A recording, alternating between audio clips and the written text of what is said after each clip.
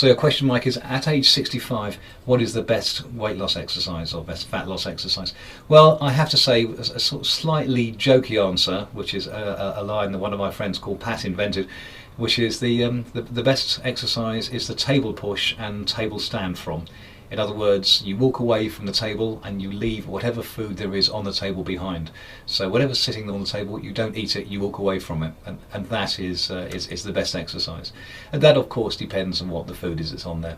So that's the kind of slightly jokey answer, is walk away, but it emphasises the fact that fat loss is a combination of exercise and controlling your nutrition, and the greater of those two is controlling your nutrition. But your question is what's the best exercise? I would say the best exercise, especially at your age, and if you're new to exercise, is walking, perhaps a little bit of cycling as well. And if you're going to walk somewhere, walk briskly. If you walk quickly, if you walk about 30% quicker than normal, you will burn 30% more calories than normal. Right. So, but the one thing that's a little bit nasty in fruit is the sugar. And the sugar in fruit is a sugar called fructose, which you might have heard of. And fructose is actually one of the least pleasant of the various sugars that we have. And the reason why it's the least pleasant is it does a couple of things which aren't very nice. And the things that fructose does that aren't very nice is fructose suppresses the action of leptin. Well, I've known Chris for the best part of a year now. We met at a fitness convention in Birmingham called Body Power. And from there we went to a fitness model workshop together, and sort of struck up a friendship through that, really. And since then he's come down to my gym, we've had a few training sessions, I've been up to his gym and he's put me through my paces. So yeah, he's really a sort of pioneer for the older demographic of fitness enthusiasts. And I think it's really great what he's been doing with the Fitness Over 50 brand. So one of the things I have to do when I meet clients for the first time is correct any misapprehensions they have about fitness or the way that they could be taking their exercise program forwards. There's a newspaper I read recently which said in very big letters that an ideal body fat percentage for men was between 3 and 5%.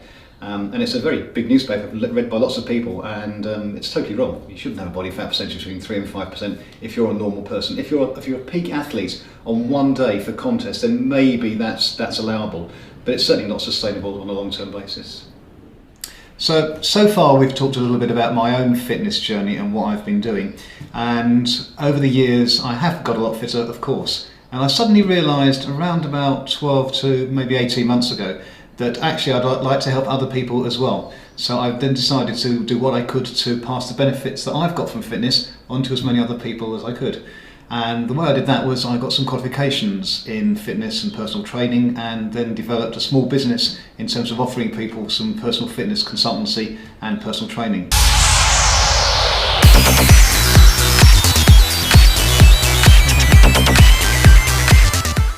I've got about 4 or 5 regular clients now, which is perfect. Having this range of clients is great, and my target clients are always roughly the same age as me, give or take 5 years. So I'm not looking for 20-year-olds or 30-year-olds as clients. It's people who are in their 50s, and people who are now, as I was about 5 or 6 years ago, people who are perhaps overweight, perhaps done no exercise for 30 years or so, and think it's maybe too late for them to start doing a fitness program.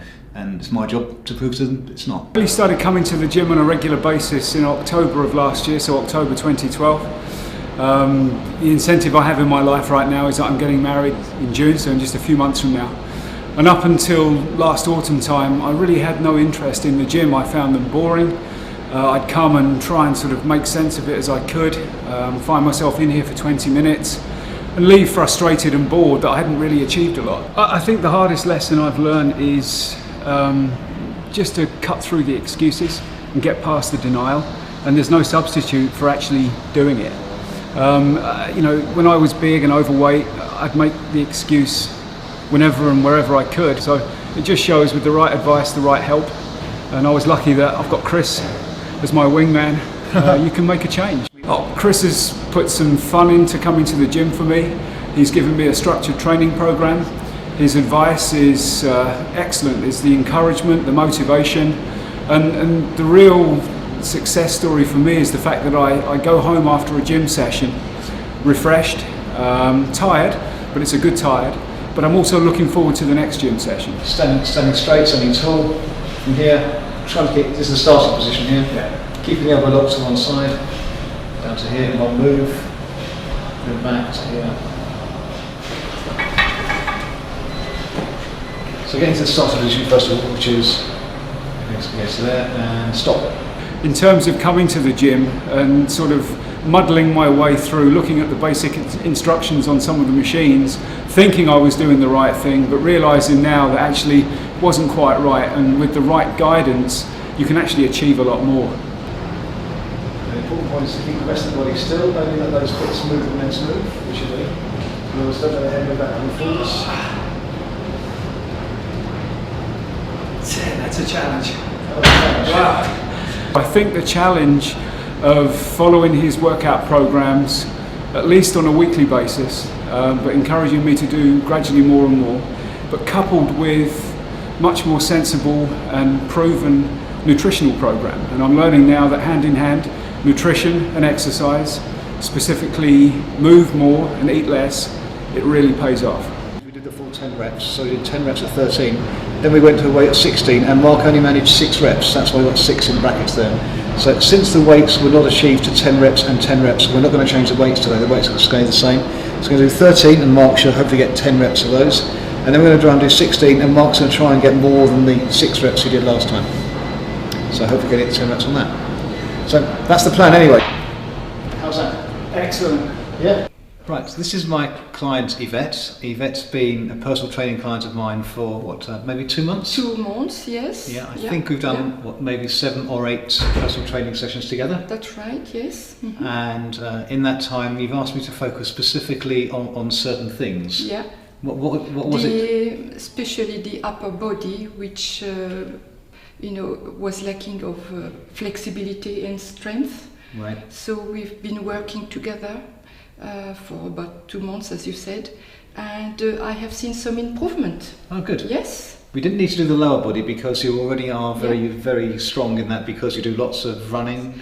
My concern was flexibility, obviously, and I'm really pleased with what I've done so far. Good. Yeah. And you said you've seen some improvement. Is that improvement on the flexibility side, yes, or on the strength side, or both? The strength, the balance as well. Right. And as I said before, a little bit more muscles in my arms and the chest here. Yes. So it's good.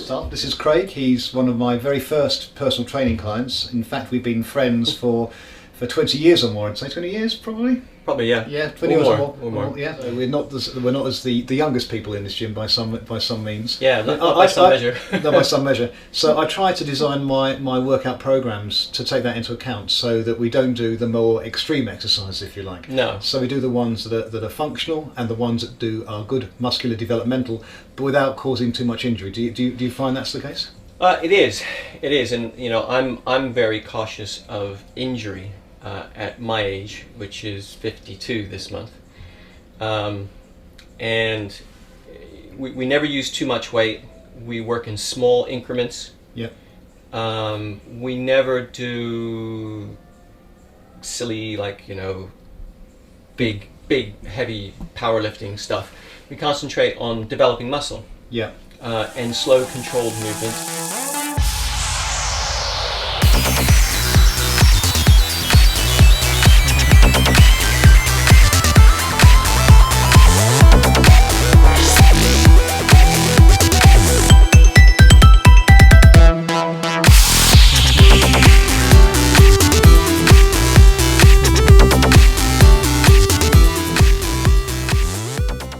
I have to admit, I could not stand on that stage, not for love nor money, so I really admire him, and I think it's about giving the opportunity to people to show that it's not just kind of live young things, but actually people can do it at every age. And in my running now, I run with people in their 70s and their 80s, and I think that should be our aspiration, is to keep our fitness well into our kind of later years and keep that quality of life. So I really admire the stand he's taking. I'm slightly fearful for him, but I wish him all the very best. And so it's been an incredible change to see him now in the shape that he is. I've progressed pretty rapidly, but only because I've made a real priority in my life in terms of getting fitter. But most people that I meet, either as a personal trainer or just casually in the gym, I advise them, if they're of my age group, to progress very slowly towards down the fitness route, especially if they're not fit to start with. But for me, I have to be honest, I was a total slob, a total layabout between the ages of about 18 and 50, and it's only at that point when I got my doctor's warning that I decided to turn it around. So my story isn't that I am the fittest person at this age, but in fact I've made a transformation fairly recently within that 5 or 6 year window.